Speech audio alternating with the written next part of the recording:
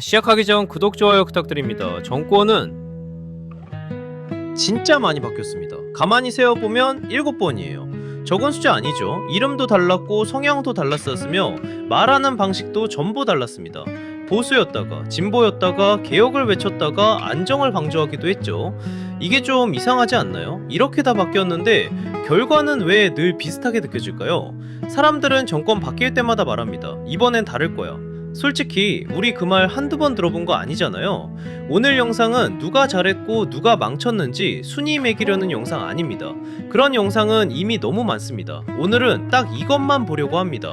왜 정권은 바뀌어도 실패하는 방식은 계속 반복되는가? 우리는 지난 30년 동안 거의 모든 타입의 정권을 경험했습니다. 군부 정권을 끝낸 문민정부도 있었고 IMF 위기 속에서 나라를 살려야 했던 정권도 있었고 개혁을 앞세운 정권, 경제를 맡기겠다는 정권도 있었죠.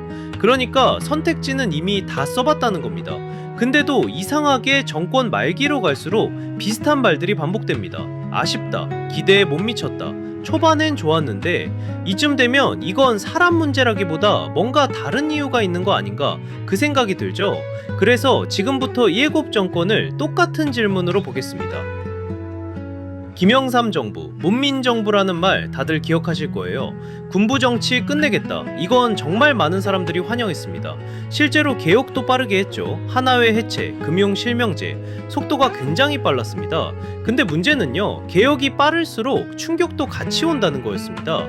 세계화 선언, 금융 개방, 방향은 맞았는데 준비가 충분했느냐고 묻는다면 고개를 갸웃하게 됩니다. 결국 외환위기라는 엄청난 벽을 넘지 못했죠. 여기서 중요한 포인트는 이거예요. 의지는 강했는데 현실 계산이 부족했다는 점. 이 패턴 뒤에서도 계속 나옵니다. 김대중 정부는 시작부터 상황이 달랐습니다. IMF 한가운데였죠. 선택지는 많지 않았고 아픈 결정을 해야 했습니다. 구조조정, 정리해고, 고통분담. 솔직히 누구도 좋아할 수 없는 정책이었어요. 근데 결과만 놓고 보면 위기 대응은 성공했습니다. 문제는 그 다음입니다. 회복의 속도가 모두에게 같지 않았다는 거죠. 어떤 사람은 다시 일어섰고 어떤 사람은 그 자리에서 멈췄습니다.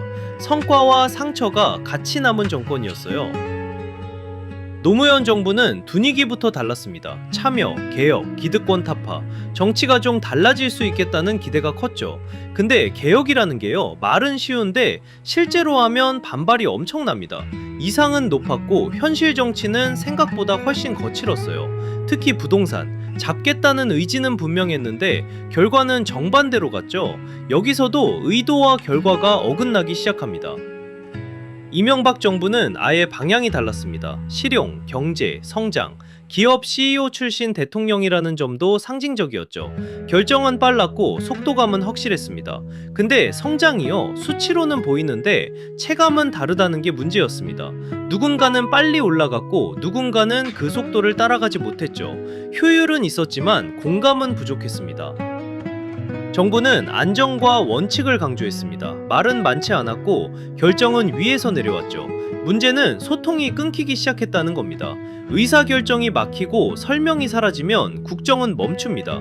결국 정책 이전에 시스템 자체가 흔들렸죠. 이건 능력 문제가 아니라 구조 문제였습니다. 문재인 정부는 도덕적 명분이 굉장히 강했습니다. 공정, 정의, 적폐청산, 초반 지지율도 높았죠. 근데 여기서도 같은 문제가 반복됩니다. 규제는 시장을 생각보다 쉽게 이기지 못했고 정책은 사람의 심리를 통제하지 못했습니다. 특히 부동산, 결과는 다들 알고 계실 겁니다. 의도는 분명했는데 결과는 반대였습니다. 윤석열 정부는 아직 진행 중입니다. 그래서 평가를 단정할 수는 없죠. 다만 흥미로운 건 이겁니다. 초반부터 이전 정권들과 비슷한 장면들이 이미 보였다는 점입니다. 인사 논란, 소통 방식 논쟁, 정치적 저항, 결과가 어떨지는 아직 모르지만 패턴은 낯설지 않습니다. 정리해보면 7정권은 정말 많이 달랐습니다. 근데 실패하는 방식은 놀라울 정도로 비슷했어요. 첫째, 전 정권을 부정하며 시작한다. 둘째, 의지는 강한데 현실 계산이 부족하다. 셋째, 인사 문제로 초반 에너지를 다 써버린다. 넷째, 소통이 통합이 아니라 갈등이 된다. 다섯째, 레임덕은 개인의 문제가 아니라 구조다. 이건 누가 잘못했느냐의 문제가 아닙니다. 우리는 항상 다음 사람은 다를 거야 라고 믿어왔습니다. 사람만 바뀌고 판이 안 바뀌면 결과도 크게 달라지지 않습니다. 정권은 바뀝니다. 근데 구조는 거의 그대로 남습니다. 다음 선거를 볼 때 이 질문을 한 번쯤은 던져봤으면 합니다. 이 사람은 이 구조를 넘을 수 있을까? 그 질문이 시작될 때 정치는 조금 달라질 수 있습니다. 여러분들의 의견은 댓글로 남겨주세요. 구독, 좋아요 눌러주세요.